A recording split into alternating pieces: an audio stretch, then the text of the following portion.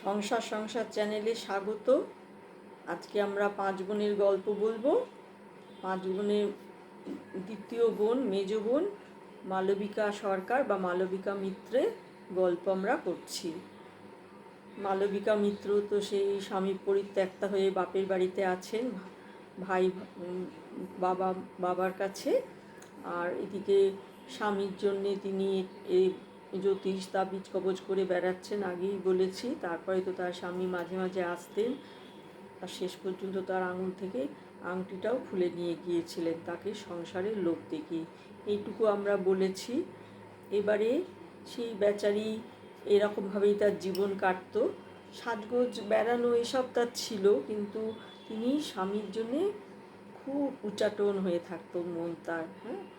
তা যা হোক, একবার তিনি বন্ধুদের সঙ্গে তারকেশ্বরে গেছেন মেলায়। খুব সম্ভব ওই শ্রাবণের যে মেলা হয় সেই মেলায় গেছেন।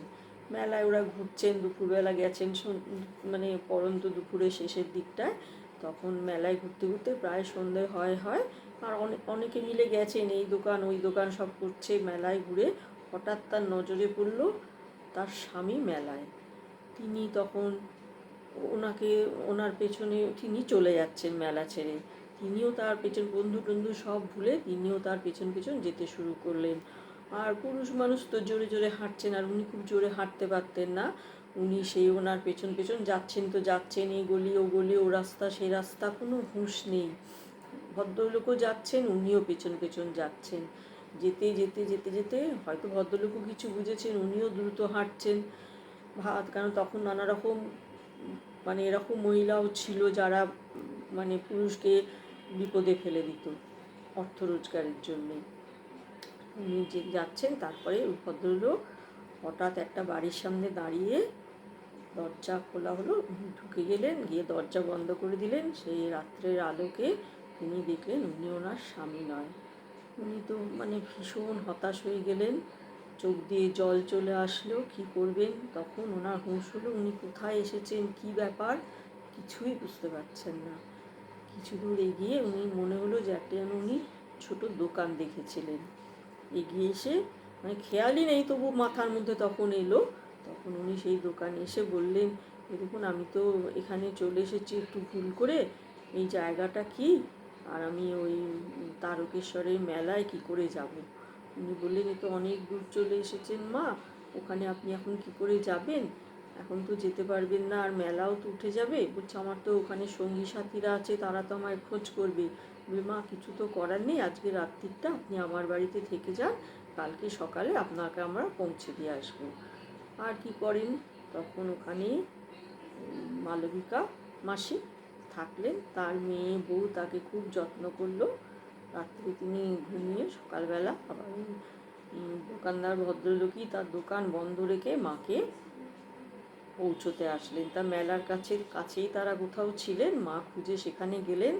তার বন্ধুরাও তো তাকে খুব খোঁজাখুঁজি করে, কিছু করার নেই, তারাও জানতেন না কোথায় পুলিশ, কি খবর দিতে হয়। তারা সারা রাত ঘুমোননি, কী করবেন বসে বসে চিন্তা ভাবনা করছেন। তখন মা গিয়ে হাজির হলেন, তখন মালবিকা মাসি গিয়ে হাজির হলেন। তখন ওরাও নিশ্চিন্ত হয়ে তারপরে খুব বকাবকি করতে লাগলেন, চিন্তিত হলেন, তুমি কোথায় গিয়েছিলে, কি করছিলে? তখন মালবিকা মাসির বলার কিচ্ছু ছিল না। উনি বললেন, বুঝতে পারিনি কোথায় চলে গিয়ে, তোমাদেরই খুঁজতে খুঁজতে যেন কোথায় চলে গিয়েছিলাম। রাত্রিরে এই ভদ্রলোক আমায় আশ্রয় দিয়েছিলেন। তারপরে ভদ্রলোককে অনেক ধন্যবাদ জানালেন সবাই। ভদ্রলোক চলে গেলে মাসিও, মালবিকা মাসিও আবার বন্ধুদের নিয়ে বাড়ি ফেরত আসলেন। খুব অনেক দিন পরে সবাই জানতে পেরেছিলেন, তখনও কেউ জানতে পারেনি। তারপরে মালবিকা মাসির ছোট বোন, আস্তে আস্তে তারও বিয়ে হয়ে গেল। খুবই অল্প বয়সে বিয়ে হয়েছিল, তারও বিয়ে হয়ে গেল। এবার মালবিকা মাসি আর ভাই আর বাবা থাকতে লাগলেন, মাঝে মাঝে বোনঝি এসে থাকতো। তারপরে মালবিকা মাসির 9 বোন, সেই বোনের আর ভাইয়ের একসঙ্গে বিয়ে হলো, পাল্টি ঘরে দুজনের বিয়ে হলো। ওই ভাই বউ আসলো, খুব ভালোই চলছে। উনি তো ভালোবাসতেন সবাইকে, এমনিতে ভালোবাসাটা ছিল সবার প্রতি। তা উনি কী করলেন, উনি ভাই বউকে খুব যত্ন আত্তি করতেন, রান্না বাড়া অত পারতেন না, কিন্তু গুছিয়ে বাড়িয়ে দিতেন। বা তারপরে আস্তে আস্তে সে যখন গর্ভবতী হলো তখন তাকে যেটুকু তিনি জানতেন এটা ওটা খাওয়া দাওয়ার বন্দোবস্ত করতেন ভাইকে বলে। তারপরে ভালোই চলছিল আনন্দে। মাঝে মাঝে আবার বোনেদের বাড়িও চলে যেতেন। তারপরে ভাইপো হলো, ভাইপোকে উনি দেখাশুনো করতেন। কিন্তু ভাইপো একটু বড় হওয়ার পরে ভাই বউয়ের সঙ্গে ওনার মনোমালিন্য শুরু হলো। ভাই বউ আর ওনার উপস্থিতি অতটা পছন্দ করতে পারলেন না। উনি তখন আবার ওনার বোনেদের কাছে ফেরত চলে আসলেন। গেলেন তো সেই দিদির কাছে, যিনি সেই বর্তমান স্কুলের হেডমিস্ট্রেস ছিলেন। ওখানেই দিদির সঙ্গে থাকতেন। ওখানেও তো সেই বলেছি আগেই সব গুছিয়ে রাখতেন, কিন্তু রান্নাটা কোনোদিন করে উঠতে পারতেন না। তারপরে আস্তে আস্তে এইভাবেই দিন কাটছে। তারপরে তার পরের বোনও সেও বিধবা হয়েছে। তখন তার কাছে বড় বোন পাঠিয়ে দিলেন। বড় বোনও আস্তে আস্তে চাকরি থেকে অবসর নিয়েছেন, তিনিও এদিক ওদিক থাকেন, কোনো স্থায়ী ঠিকানা তার নেই। কিছু খরচপত্র সবাই দিত, তিনি ওই বোনও তখন স্বামী মারা যাবার পরে চাকরি পেয়েছেন, তার ছেলে মেয়েরা ছোটো, তা তিনি সেখানে থাকতেন। কিন্তু সেখানেও থাকতে তার মাঝে মাঝে খুব ঝামেলা হতো। কারণ তিনি কি করতেন, একটু নিজস্ব মানে নিজে আত্মসুখী ছিলেন তো, বৃষ্টি পড়ছে নিজের কাপড়টা তুলে এনে ভাঁজ করে রেখে দিলেন।